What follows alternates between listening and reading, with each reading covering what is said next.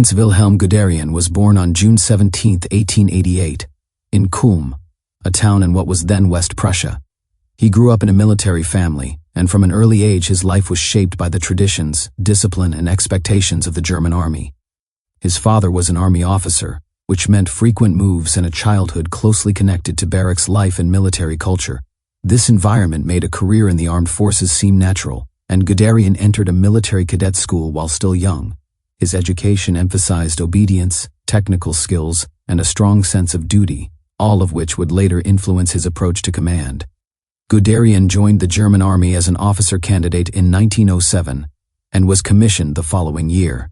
In these early years he served mainly in signal units rather than in traditional infantry or cavalry roles. This experience proved important as it exposed him to communications technology and the challenges of coordinating large forces over distance. When the First World War broke out in 1914, Guderian served on both the Western and Eastern fronts, primarily in staff and communications positions. Although he did not become famous during the war, he gained valuable insight into how modern industrial warfare worked and how slow decision-making and poor coordination could waste lives and opportunities. Germany's defeat in 1918 and the harsh conditions imposed by the Treaty of Versailles had a deep impact on Guderian, as they did on many German officers of his generation. The German army was drastically reduced in size, and many officers were dismissed. Guderian managed to remain in the small post-war force known as the Reichswehr, which limited Germany to 100,000 men. This period forced German officers to think creatively, since they were barred from possessing tanks, aircraft, and many modern weapons. Training and planning therefore focused heavily on theory, mobility, and leadership rather than sheer numbers. During the 1920s and early 1930s, Guderian became increasingly interested in the idea of armored warfare.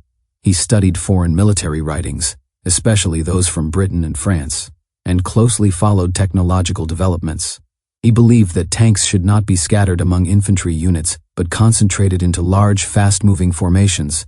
These units, he argued, should be supported by motorized infantry, artillery, engineers, and close air support, all connected by reliable radio communications. This approach aimed to break through enemy lines quickly, disrupt command structures, and prevent opponents from organizing an effective defense. Guderian's ideas were controversial within the German military establishment, which was still influenced by traditional thinking that favored infantry and horse cavalry. However, his background in signals made him particularly aware of the importance of communication, and he strongly pushed for radios to be installed in every tank.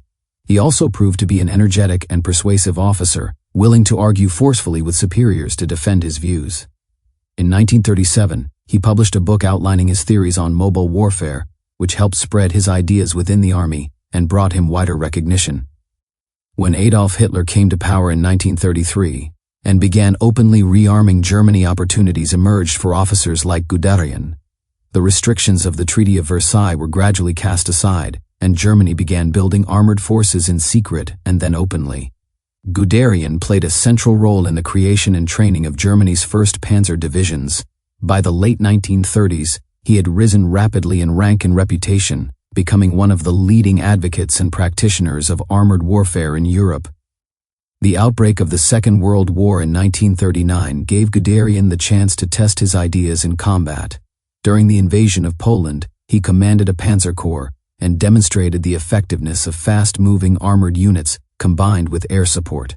German forces advanced rapidly, overwhelming Polish defenses and contributing to a swift victory. Although the campaign revealed both strengths and weaknesses in German methods, it confirmed for many observers that armored warfare would dominate future conflicts. Guderian's most famous successes came in 1940 during the invasion of France and the Low Countries. As commander of a panzer corps, he led a bold advance through the Ardennes forest, an area the Allies believed to be unsuitable for large armored forces.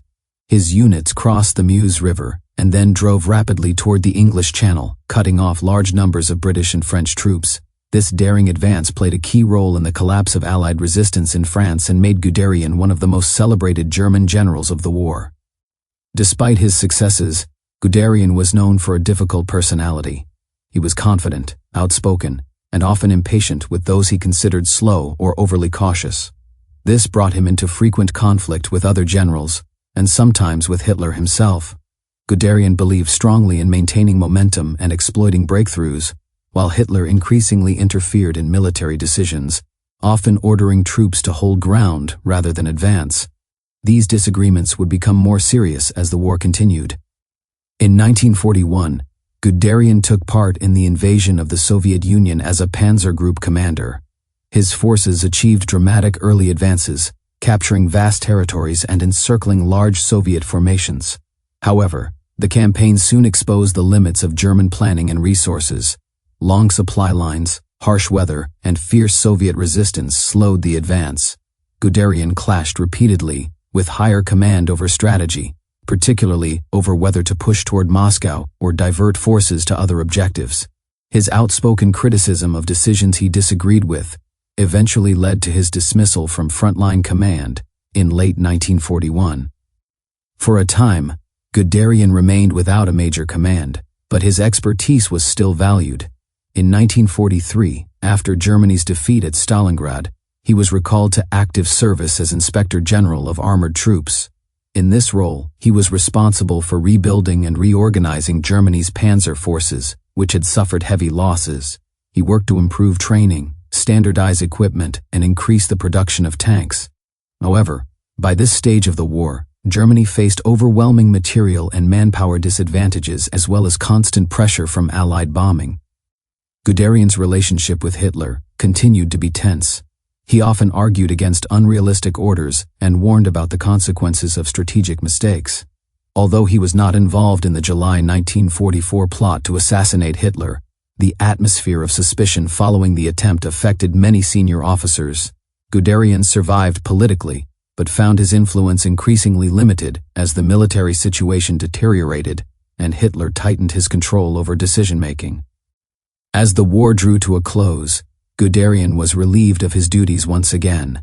Germany's defeat in 1945 marked the end of his military career. After the war, he was captured by Allied forces but was not charged with war crimes. He spent several years in captivity and was later released. Like many former German officers, he sought to defend his actions and reputation in the post-war years. In retirement, Guderian wrote memoirs and took part in discussions about military history. His writings played a significant role in shaping the post-war image of the German army, often emphasizing professionalism and downplaying involvement in the crimes of the Nazi regime.